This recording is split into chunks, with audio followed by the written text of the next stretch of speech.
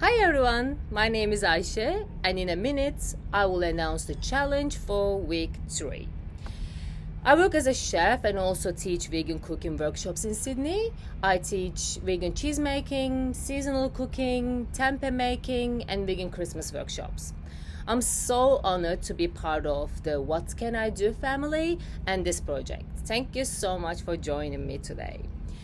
So, for week 3, the theme is food, obviously.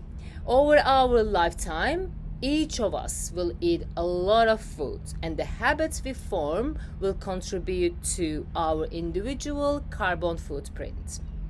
Even small changes to your food habits could add up to significant reductions in your emissions over your lifetime.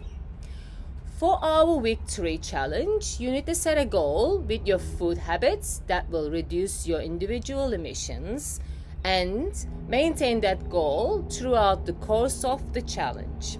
So that's right, you need to wait until week 10 to collect your badge for week 3.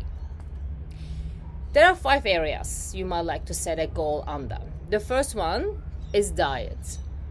Eating less animal product is one of the most impactful ways you can reduce your individual emissions. Eating even one plant-based meal per week will have a positive impact. Over the next week, I will share some suggestions on tasty animal-free meals that you can try at home. I'm a big fan of using whatever you have at home and the ingredients that you know, and the techniques are not too challenging. You will see that it is possible to create simple, delicious vegan meals which are more exciting than a boring kale salad. I can promise you that. Secondly, you could focus on reducing your food waste. Food waste is a big contributor to greenhouse gas emissions because as food decomposes, it releases methane into atmosphere. Eating food instead of wasting it will also reduce the amount of food we need to create. I am originally from Turkey, and growing in a third world country, we had no luxury to waste the food. Over the next week, I will also be sharing tips on how you can reduce food waste in your own kitchen. You will be surprised to see how you can create nutritious meals out of the food scraps, and you will never throw away your strawberry stems, celery leaves, or orange peels ever again. So the next, you could focus on composting your food waste. This is important because composting reduces the amount of methane emissions released into the atmosphere. Another benefit from composting is putting nutrients back into the soil. So for this week's challenge, you might like to focus on setting up a compost bin or worm farm.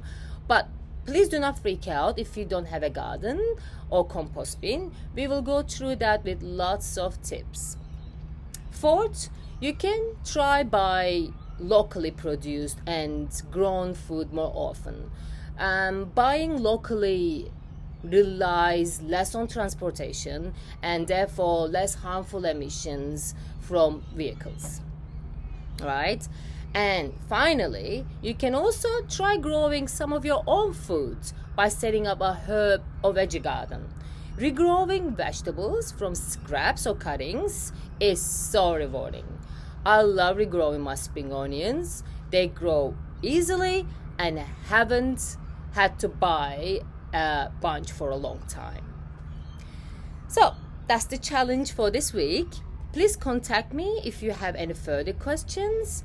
Let us know in the comments or discussion group that what your goal is and how you are finding the challenge.